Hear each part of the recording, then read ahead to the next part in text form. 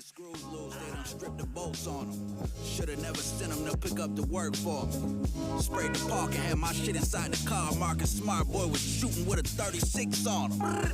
Said if he wasn't in the rush, they was all right.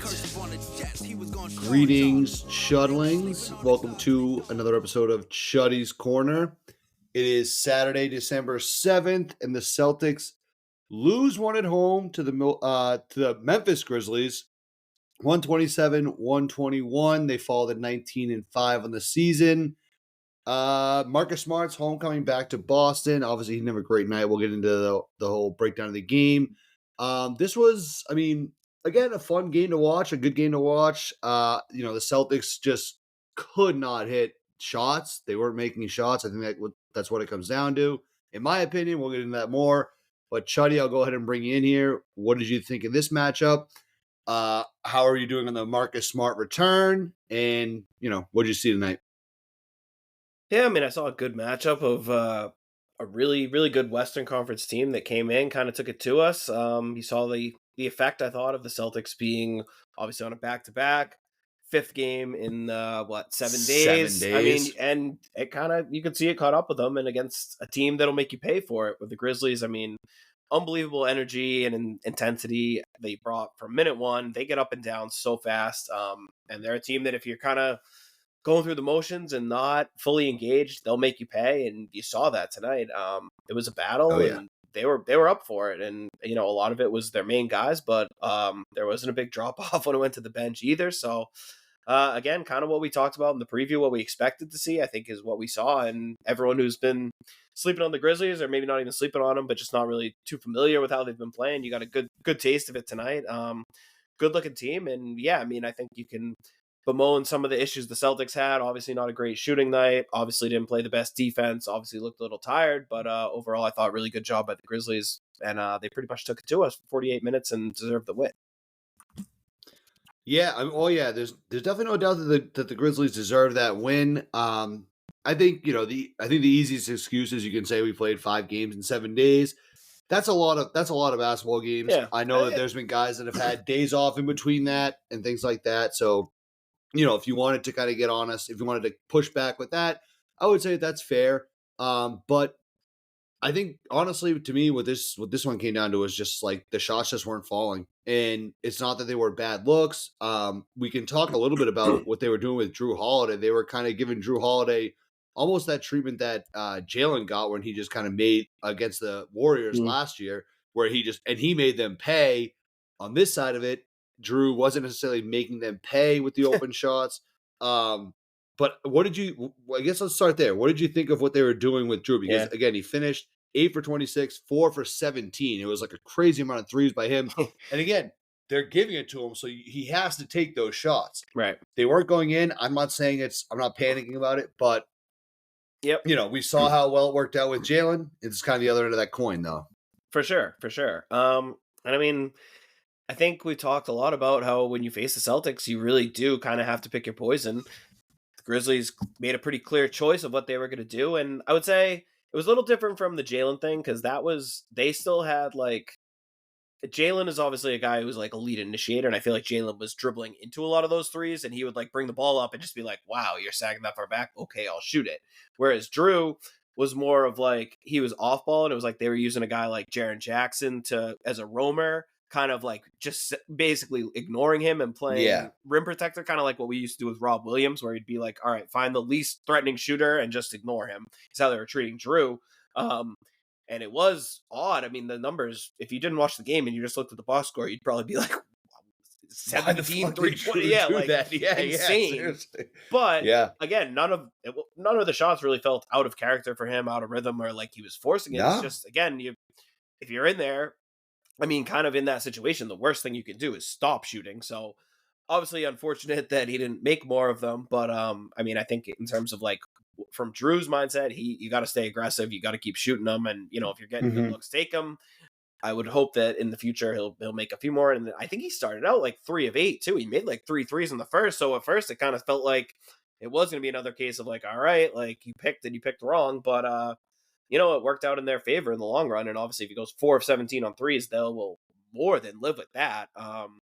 So again, could have made up for it in other ways, but that's, if you just look at it, if you think of yourself as like, all right, we have to go face the Celtics team, like, what are we willing to live with? I think that is probably it. And, if we're sitting here talking about a Celtics win, even where Jrue hits 10 out of 17 threes, I think if you're the Grizzlies, you're still like, shit, we'll live with that. What Like, can you know what I do? mean? Yeah. If that's the way that we're going to go down, so be it. But they made him our highest volume guy. And, the Jays were like not playing bad, but they just weren't as highly involved. So again, anytime if you're the opposing team, you can make Jrue Holiday the leading scorer, field goal attempter for the Celtics, I think that's a win. So obviously there's some adjustments that can be made by the Celtics. Obviously you hope, Jrue will shoot better. He's hadn't played in a while, played really well last night, and then has the back-to-back. And I'm sure that's a little part of it. And I think a little part of it probably just kind of being caught off guard by the weirdness of what was happening. But all in all, I mean, you got to kind of tip your hat to Taylor Jenkins and the Grizzlies and say, hey, we've seen teams try a lot of things against the Celtics. This was probably one of the more effective strategies we've seen a team use. Yeah. And I want to say too, just to kind of, we're not jumping on Jrue about this. Like, they're leaving him open. He's taking good shots. But even without, if you take away, he was what would we just say 4 for 17? If you take that away, the team shot 14 for 43, not counting the Jrues, which was 32%. As a team overall, they shot 30%. So it's not like I don't think Jrue was, he didn't shoot them out of it. Those shots are open. He has to take it. So, overall, I thought the shooting was just terrible tonight, from the threes to the free throw shooting. It just felt like an off game. And like I said, the easiest thing is just chalk it up to they played 5 games in 7 days now. That's hard to do. Guys are tired. We play 4 games in the next 2 weeks, which is crazy considering what we just did. Yeah, exactly. But yeah, this was just a game where, again, I think it's easy to kind of get get a little fired up and get a little nervous and have all these, when they shoot as many threes as they did and don't make as many as they did, it's easy to pull that out. But it's hard to panic with this team, and I just don't think anyone's there. I haven't seen a lot of that. I know we see a lot of that usually on Celtics Twitter, people freaking out. I did see a couple people like, they can't keep doing it. They're not shooting it, do more. They were good looks. They're taking good looks. They just weren't falling. No, and the Grizzlies are a very good team, and they're coming into here, I think, with something to prove. I think for them, Marcus Smart, they might have been trying to do something for him, play the hardest for him. But we're going to get teams' best shots every game, and the Grizzlies just caught us again on the 5th game in 7 days, and they beat us by 5, 6 points. So it's like, again, and I was having a little bit of this conversation afterwards where it's like, is it more frustrating to lose a game that it feels like you're in the whole time and could have won and could have gotten it? Or is it easier to just get crushed by 30? And I was saying, I'd rather this, because we were there. It was right there. Yeah. This team, it's like, we're not getting worked and dominated by teams. We're still right there in all these games. So Celtics Nation, everyone just don't need to panic. This is a respectable loss, I think, to a team that's really good, and they caught us on a really tough night. But respectable. But we could have won this game. So I understand some frustration in this game, because I think we could have won it. But yeah, I mean, it's fine if you want to be frustrated with losses. I mean, every time we lose, I usually get frustrated. But no team. I mean, most teams in the NBA. You don't. No, you don't. Every game, if we lose, you're like, well, no big deal. Yeah, I'm able to. I love about you. Don't get me wrong. I'm able to take the big picture. I promise you. I definitely don't panic. I definitely do get frustrated watching. No, that's what I'm saying. I panic, so I like your good yin to my yang. But. But I mean, I just don't get, again, this is about as excusable of a loss as I could ever be. Like you said, 5th game, 7 nights, playing a team that's extremely up-tempo, physical, took it to us. Most teams are just not even, competing. And the fact that we hung in there, even on a night where the threes weren't going, and actually took the lead in the 4th quarter, played so well that we could have won. Could have won, absolutely. Against an opponent that came in and played great and is really good. And I think, you obviously Jrue 4 of 17, Tatum 1 of 10 from 3, Porzingis 3 of 10. So you just combine those. The threes are just terrible. Yeah, I mean those guys. But I mean, those 3 guys is kind of it right there. Just all had brutal shooting nights. But honestly, I'd say a bigger reason we lost the game even than that was the defense. Just leaps and bounds different from last night, what we saw against Milwaukee. And again, that's what it is. It's that game. The team is just tired, and the Grizzlies just took it to us. I think they realized, hey, we are the fresher team. Let's not let our foot off the gas. They didn't, and credit to them. they got to us with their physicality, and I think that leads to some tired legs by the end of the game, and that usually when you're tired, you're going to miss more shots, and the free throws are a great example. The threes are a great example of a team that's just trying to do a little too much, lost our wind, and the Grizzlies realized it and took advantage. So again, more credit to them. But again, anyone who's like, again, I keep saying that, coming back to that C word of concern, but to be concerned about any of this, to me, is absolutely ridiculous. It's all so explainable with the schedule and like what's happening. If I don't think we're going to see that kind of defense. And it's a frustrating loss, though. But I don't think there's any need to be concerned. Frustrating, yes. But if you're mad about the free throw shooting was infuriating, though. Sure. I feel like you kind of threw the free throw shooting and the 3-point shots in the same thing. I don't view those as like the same, because I feel like a 3-point shot, you miss free throws when you're tired. You're obviously. It's just a classic case. That's I get tired legs. I mean, miss free throws. I would say the data probably points to that, but I do just feel like it's like. Make a fucking free throw. Come on. It's harder when you're tired. And also just looking at it, I think it's also clearly the case, because if you look at it across the board. 19 of 28, 9 missed free throws. That's but look across the board. No player missed more than 2 free throws. We just shot a bunch. Just a bunch of guys but it's missing like one or two. Everyone was just a little tired and just missed 1 or 2, and they caught up with us and added up. And it's like they all had like a weirdly like kind of off game just all in the same night. Why would that all happen at once? Oh, they're all tired because they've been playing so fucking much. But especially after last night, a game that, obviously meant a little more against Milwaukee, and we saw the Celtics' best effort in a game that got super intense and had to grind for 48 minutes. And that's why it's crazy that anyone would be saying, like, oh my God, the Celtics, their defense isn't good enough. It's like, no. Last night when we were locked in, I think you saw how good the defense can be. Tonight, obviously didn't have it on that same level, but again, that's just what happens. I think if this was a normally scheduled game, it would have looked a lot different than it did. So I honestly give the Celtics credit for fighting as hard as they can, not going away when the Grizzlies were playing so well and making so many big plays. I mean, they're down, 12 at halftime, down as many as 14 in the third quarter, battled back, had the lead in the fourth. So I think they played really well. And again, credit to the Grizzlies, not letting this one slip away and pulling it out in the end.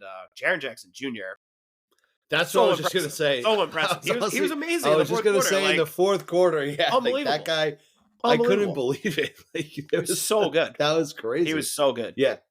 Honestly, you just got to tip your cap. When he was making some of those shots by the end, I was just like, well, Jesus, if he's just not missing anything. So I mean, he was 6 from 9. He had 14 points in the fourth quarter. It was a little of everything. It was threes. He was taking it the left, the right, off the glass, the hook shot, the floater. And for the whole, the first, half of the fourth quarter, they had Tatum and Porzingis were resting on the bench, and I was kind of like, okay, put someone else in because this is not working. But even once they put Porzingis and Tatum in, he was still kind of getting his. So I mean, great night by Jaren Jackson. Like I said, we're the reigning champs. We're gonna get people's best efforts.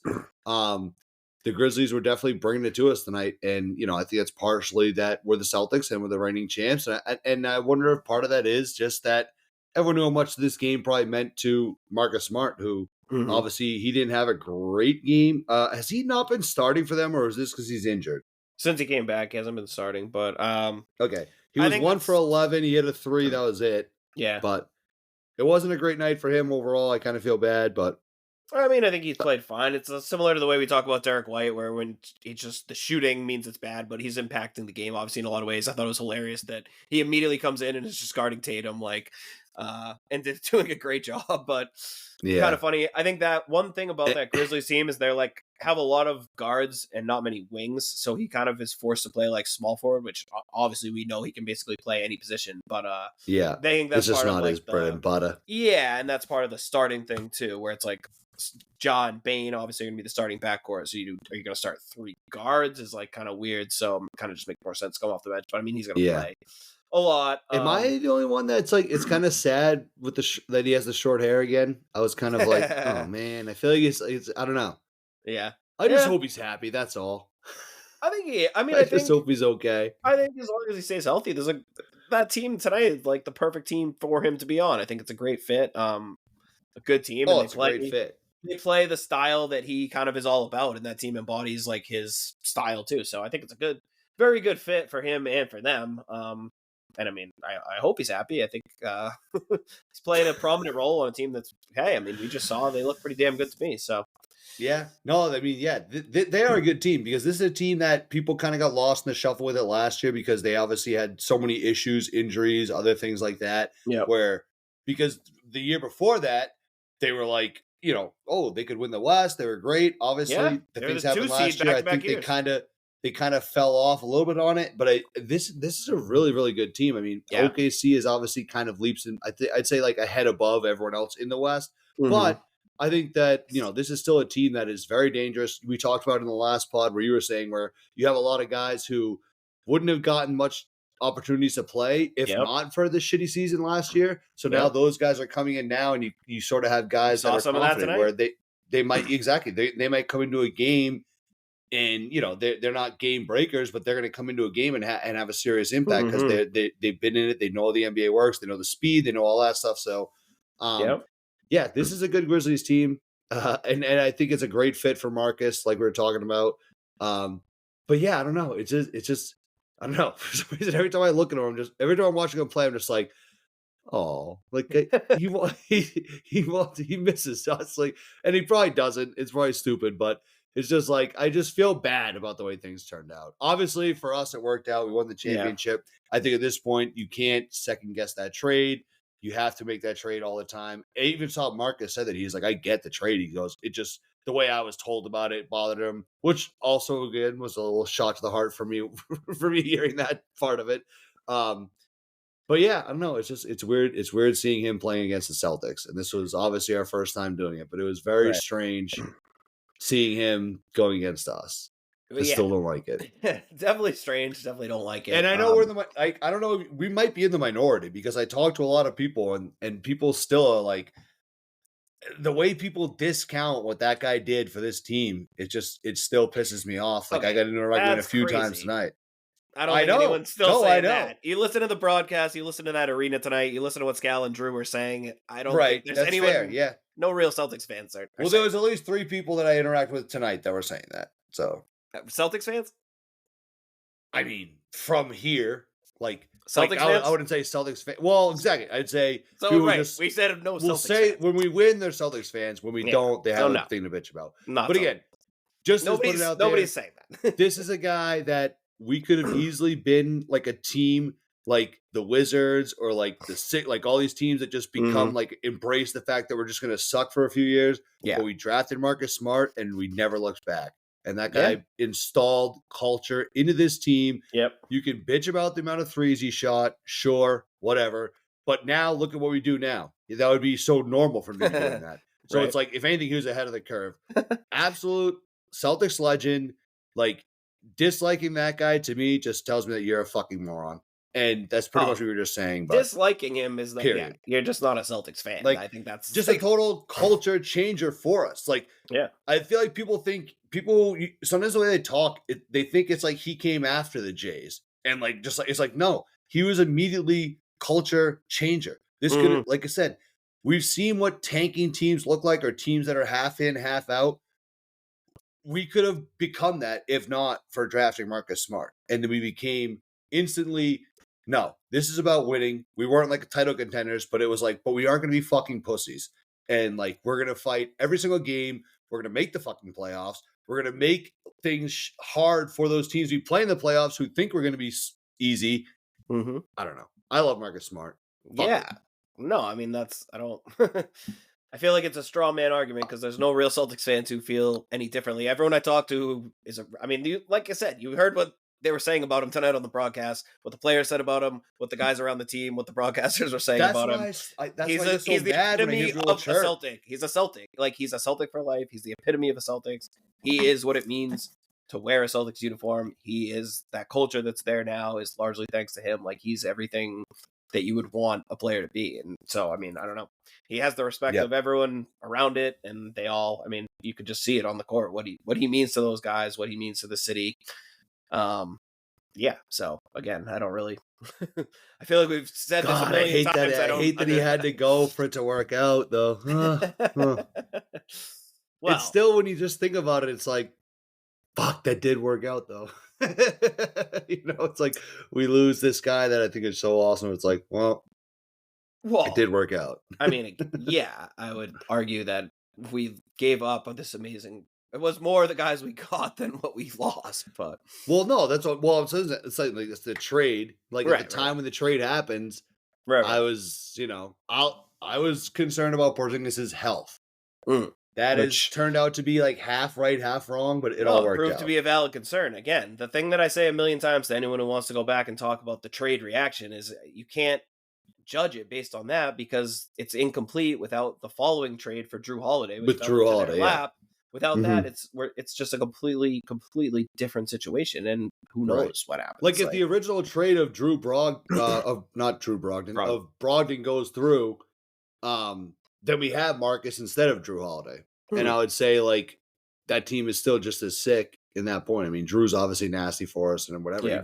He brings like a different thing that Marcus didn't have because he wasn't a veteran like that. But well, I don't know. but We don't need to we don't need to relitigate. Go ahead, whatever you had there. well, no, we I don't mean, need to read. again, it's just we brought in two guys in Porzingis and Jrue that make over $30 million a year and have made all-star teams, and we got rid of Marcus Smart, who's amazing, but is a really good role player and made like $18 million a year. It's like, yeah, obviously the team should get better. And so for people to be Right. like, see, we got rid of the cancer and now the team's good. It's like, no, we basically built a super team by bringing in two more stars. Like, focus on what we brought in, not what we gave. Like, I don't know. It's just, Yeah. again, No, I think I agree. anyone who's focusing on that is just like seeing what they want to see and it has like a preconceived bias or whatever. But, yes, 100%. no, Yeah, 100%. And I do think I think it's a small number of people at this point. Again, the only thing that people really ever talk about is the amount of threes he shot, which when you look at what this team does now, that would blend in so perfectly. Like, who gives a fuck?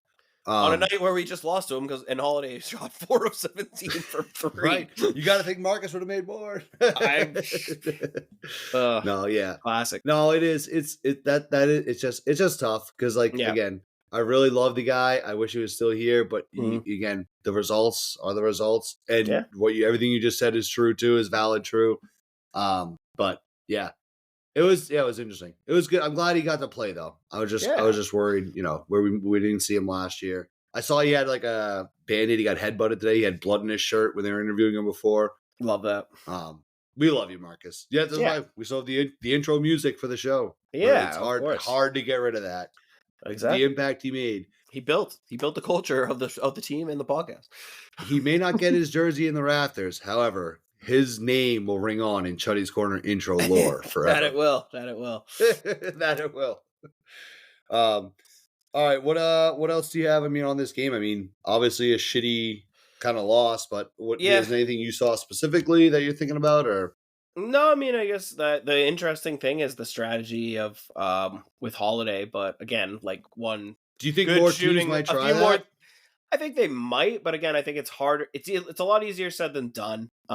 First of all, you still have to have the personnel to match up across the board with the rest of the guys, and someone who can kind of toe that line. Because I think more often than not, you're going to see him make teams pay, and if he doesn't, then the Celtics will make a change, as they did, as you saw, what I alluded to recently. Peyton Pritchard closed the game, and you're not leaving him alone, so that'll certainly eliminate that possibility. So no, I'm not like, again, I think teams will try stuff and see if something sticks, but I don't think that's like a legitimate strategy teams are going to suddenly employ, and that's going to be like the secret key to stopping the Celtics or anything like that. I will say, as I was seeing it kind of unfold, I was sort of like, honestly, this kind of, I guess, makes sense because you can sit there and try to just guard guys and maybe get caught in like rotation and then just be fucked, and then you don't know who the open guy is, or you could just pick one guy and be like, you know what? And if I were to pick a guy, that would be the guy I would pick. Yeah. Not that he's a good 3-point shooter or whatever, but but it's kind of like we can either let them choose who we leave open, which we've seen how that works out, or we can just pick a guy. Right. And so, I mean, again, I think in the long haul, Jrue will make teams pay for that, and the Celtics will adjust to that. But yeah, it was just kind of, as you're watching it sort of happen, you're kind of like, that's sort of like, I never really thought of like that as a way to stop us. And I think it makes sense. It was a good call. They have a good coach, good team. So, and like you said, too, they have guys who can match up the other 4 ways too. You don't necessarily always have that. Right. But yeah, it'll be interesting if more teams kind of decide to take that approach of like, let's find a guy that we feel comfortable with and go with that. Yeah. And again, There's not a lot of them. no, but I also just want to reiterate too, the Celtics still scored 121 points in this game. It was, ramp up more defensively, and this is a game they can still win even with, the shooting struggles and Jrue struggles and this, that, and the other. 121 points is a very good offensive output and would be enough to win most games. Yeah. They I was being talked into almost taking the under in this game, and I'm glad I didn't. No, certainly not. So again, if we saw the defense that we saw one night ago against the Bucks, tonight was a very different game, regardless of how many threes Jrue Holiday makes. So, right, don't overreact. Yeah, I'm with you. Don't overreact to that. But cool that teams are trying shit like that on random regular season games against us, kind of.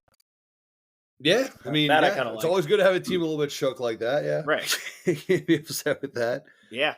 All right. But you got anything else on this one? Or? The only other things from this game, one, end of the first half, little scary situation where it seemed like Porzingis kind of tweaked his ankle or something. Wasn't too sure what happened. Obviously, it seems like he was okay because he started the second half. But again, this happened last year too against the Heat. The same thing. When he first got hurt, I thought it was super obvious that it was immediately something's wrong. You could tell he was hobbling, and they left him in for another 2 minutes. Even he made a shot, so I was all right, maybe he's fine. But again, it's just they let him play, and then they take him out, and he immediately goes to the locker room. It's well, what the fuck? Why didn't you immediately call a timeout or just commit a foul? Anything. I feel sometimes he try. He's I'm buying into the Celtics tough guy shit. Yeah, but we don't. We need an adult. You need an adult to be it shouldn't be on him. No. Yeah. I'm not, right. It's not his responsibility. All the players are gonna want to play. Exactly, but it's just I'm sitting here watching, being why the fuck is this guy still limping up and down the court right now? Just use a fucking. Yeah, that was concerning. Right. So again, hopefully he's fine. He played the whole second half, and I didn't look any worse for the wear. But just don't know why we even have to make that a thing at all. Don't be ridiculous. Yeah. And then we always seem to end with one funny moment from the broadcast. And tonight I thought it was funny. In the first half, they were talking about Jay Huff, who's a guy we love, who played well for Memphis. Another one of those guys they found on a two-way who's just killing it for them. But Scal made a comment about saying that Huff, he's actually sneaky athletic, and Jrue immediately calls him out. He's like, "What's sneaky about it?"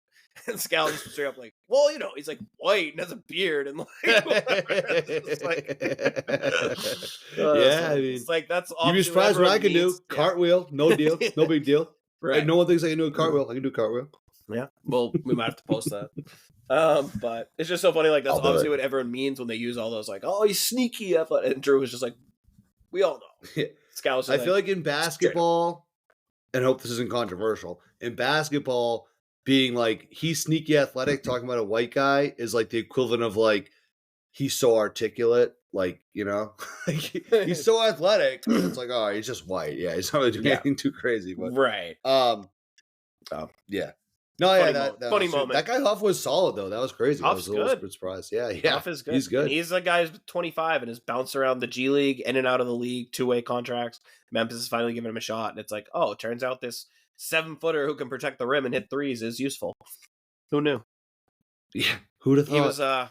He was on Denver all of last year on their G League team. I wonder if they could use him right now. The Grand Rapids Gold. Your team. The very same. Wow.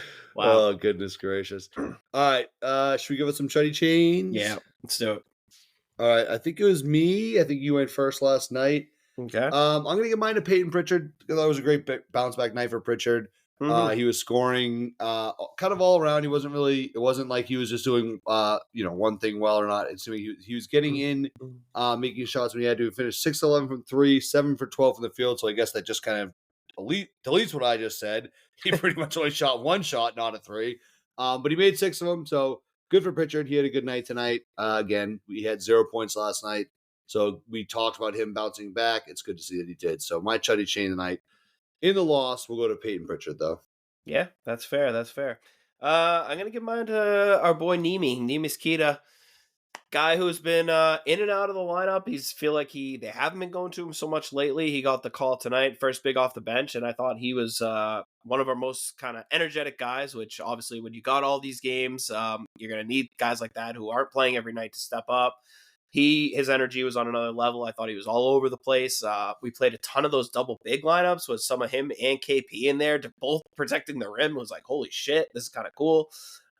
So love the energy he was bringing us. And it's just, I always think it's cool whenever it's one of those, whether it's him, Walsh, Peterson, any of these guys who like, they show up at the arena. They really don't know if their name is going to get called that night. And I just continue to be impressed really by all of them, because it seems like whichever one it is on any given night. Stay ready, baby. Yeah. And they really do live up to that. And I thought Keita did that tonight and gave us really good minutes against a pretty good front line. So wasn't the best effort or energy from most of the team, but Keita is immune from that criticism. He gets my Chuddy Chain.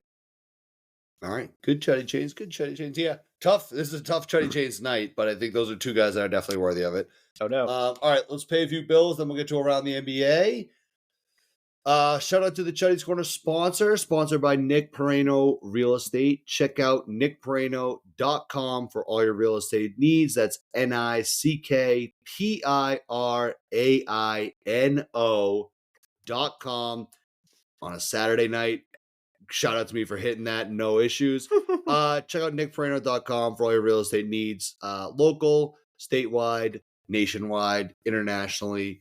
Nobody loves moving more than Nick, and nobody loves helping you move more than Nick. So check out nickperino.com. Both of the homes where Chuddy's Corner is recorded from are Nick Perino homes. So shout out to Nick Perino. Check him out at nickperino.com. All right. What do you have for us around the NBA? What's going on around the league? So the first thing, I don't know how we haven't talked about this by now. I don't even know if this would qualify for around the NBA, but the fact that our boy Jrue Carter is a part of the Simpsons cast on ESPN. Did you see that? He's one of the guys in the Simpsons cast. It's like him, Orlovsky, and Mina Kimes. What's the Simpsons cast? The Monday Night Football game this Monday night. The Monday Night Football game is a Simpsons cast. It's like how they've done like other broadcasts. You know, the players will be like Simpsons characters? Yeah, the whole thing is like Simpsonized. It's That's so sick. I know. And Jrue is still going to have the Manning cast? I don't know. I don't know exactly how it's going to work, but wait, so Jrue is one of the like play-by-play guys or something? Seemingly, yeah. I think it's him. Of. So I don't know if it's an alternate broadcast. I think and it's him, Mina Kimes, and Dan Orlovsky, and they all are like Simpsons. So you can see like there's a Jrue Carter Simpsons person right now. I think they might be. I think that's his. I think it's his current Twitter avatar. Probably. Now. I was wondering why it's different. That would explain it. But yeah. Also, shout out to Scal for protecting Jrue tonight when Desmond Bain and Derek White could have got ugly. Could have got real ugly for him. He's their savior. Yeah. No, I didn't even know about a Simpsons broadcast, but I love everything you just described, and I love it even more to know that it's Jrue Carter that's involved in it. So that's solid to know. Yeah, good for him. I feel like that's like the ultimate, like you've made it. Well, because he's still also like ESPN, right? Like I feel like he does SportsCenter every now and then. I don't know if that might be hard to do that now that he's full time, maybe in the off season or something like that. But I know that he is a ESPN guy too. Right.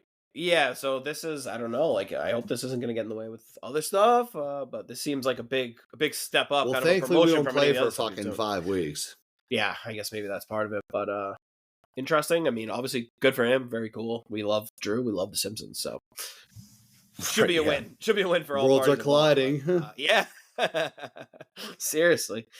But nothing wrong with that. Cool stuff. On a less cool note, news came in today that Franz Wagner, one of the best stories in the NBA this season, a guy who's kind of come out of nowhere and has really broken out during the Paolo Banchero injury as a guy who was trending in the direction of making an All-NBA team. He now has an oblique injury and will be out at least a month, maybe longer. So just brutal what's your blow. Oblique? Like your body? It's just like body? Seeming. I think it's also... ironically, I think it's Banchero was an oblique injury too. So now they're two stars both out with oblique injuries. Just tough stuff for a team that they got to get the oblique. They got to get the best oblique guys in there. Yeah, I guess so. But just again, brutal to see for a team that had kind of taken that step to up there for contending in the East. Is Paolo almost due to come back soon? I thought he was originally a few weeks. Ish, but not still. I think weeks away, probably. That's too bad. The Magic, that's a team that's very good, and it's too bad that they keep getting kind of hit with these things.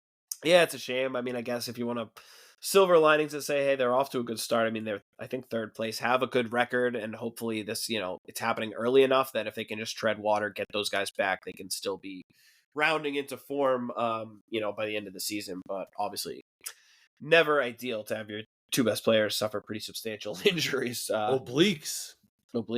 Damn the obliques. Gotta hate it. But stretch those obliques, folks. Yeah, exactly. That's the lesson here. As always, it's more That's stretching. shitty. The Magic are really good. That sucks. Yeah, I know.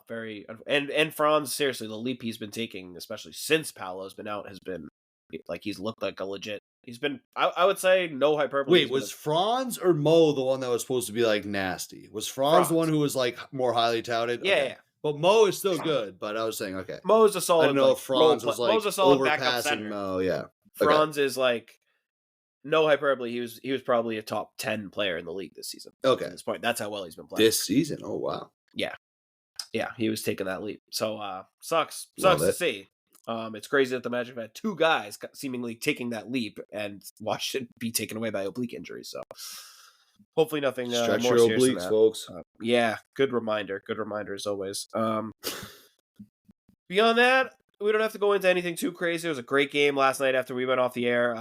Lakers blew a huge lead to the Hawks, who came back, beat them in overtime. I heard that. Atlanta won on a Trae Young hit a three, and they left him alone. He hit a shot.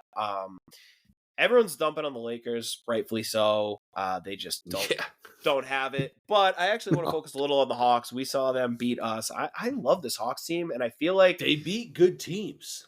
They beat teams in general, though. They just beat a lot of teams. They're just on a roll, and I think they've figured some things out that we kind of alluded to, where I think they've realized, Trae has realized he has all these great players. He can be less the guy all the time and more of like a facilitator, and his assist numbers are crazy. I think he had 31 points, 20 assists last night. He's reminded me almost of like vintage Steve Nash, and he's now got all these young athletic wings who can run with him, and if they can like lean into this and really kind of find a way to maximize it, it seems like they really might be onto something. I'm high on this Hawks team, and I think the arrow is pointing up. So it's funny. I know we've talked about a lot how they're almost where it seemed like screwed with a lot of the things that have happened, but things are really falling into place. I think Jalen Johnson is like a legitimate star in the making. Dyson Daniels, unbelievable defensive player, and they've got depth in the wing. They've got shooting. They've got all these guys to cover up kind of all of Trae's flaws. Quinn Snyder's a good coach too. Great coach, yeah, absolutely. Yeah. And they're just allowing Trae to kind of focus on the things he's best at and not really making him do anything more, and it's working out really well. So they've quickly become one of my favorite teams to watch, and the results are there. So they could be a scary team if they keep this going. Good for them. NBA Cup, look out. Great Cup team, if nothing else. Yeah. Great Cup team. Yeah, absolutely. Great Cup team. Did I see, too, that the Wizards beat the Nuggets tonight? Yeah, and so that was the next Jokic thing. had 56 points. 56, 16, and 8 for Jokic against the Wizards. How do they lose that game? And they lost. It doesn't make any sense. Like the rest of the team is not good. It's concerning. So the Wizards have beaten the Hawks twice and the Nuggets once? Not bad. Correct. And those are their only wins. They snapped a 16-game losing streak Giant tonight. Slayers. Yeah. But the Nuggets now 11-10, not exactly great. They shot 5 of 24 tonight on threes. That is not good. They only shot 24 threes. Shit. Which the Celtics attempted 24 in the first quarter tonight, for the record. Literally. For those keeping score at home. Yeah. So and Jokic, I think, he made 3 of those threes. Strother made 2 off the bench, and that was it. So other than like it's bad. It's really bad. And all of this stuff. So is Jokic, is he signed with them long term? Yeah. Will they ever trade him, do you think? I don't. I really don't. How can you? But it's just like, you could never get equal value.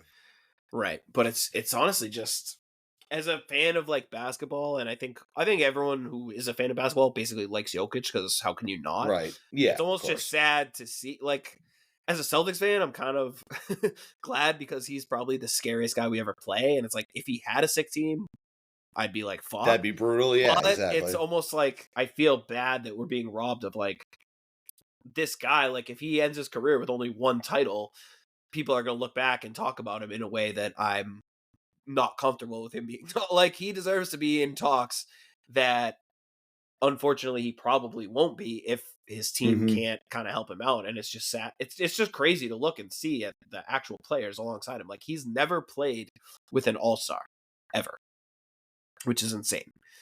Who's the coach? Is it Kroenke? Is the owner? Yeah, Stan Kroenke. I feel like he is kind of a guy that's like he's had all of his teams win like one championship, and then I feel like it's like from then it's like, all right, let's chill. Definitely. Yeah. But yeah, no, you're definitely right. not known as a big spender.